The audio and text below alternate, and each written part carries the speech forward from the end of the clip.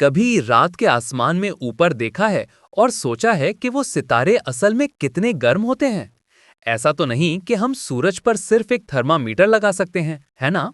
तो साइंसदानों को असल में कैसे पता चलता है कि लाखों मील दूर किसी चीज का दर्जा हरारत कितना है?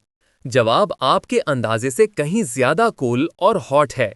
गैलीलियो के इब्तदाई थर्मोस्कोप से लेकर लेजर्स तक, जो एटम्स को एब्सोल्यूट जीरो से थोड़ा ऊपर ठंडा करते हैं, हमने ऐसे आलात बनाए हैं जो कायनात की सर्द तरीन और गर्म तरीन इंतहाओं पर भी हरारत को नाप सकते हैं। और सबसे हैरत अंगेज बात यह है कि हम एक सितारे का दर्जा हरारत सिर्फ उसके रंग को देखकर नाप सकते हैं। नीले सितारे आग की तरह गर्म, सुर्ख सितारे ठंडे लेकिन फिर भी हजारों डिग्री के। अगर आपने कभी सोचा है कि साइंसदान बगैर छुए कॉस्मोस की हरारत को कैसे पढ़ सकते हैं, तो आपको ये जरूर पसंद आएगा। पूरी वीडियो अभी देखें और जानें कि हम जमीन की सर्द तरीन लैब से लेकर कायनात के गर्म तरीन सितारों तक हर चीज को कैसे नापते हैं।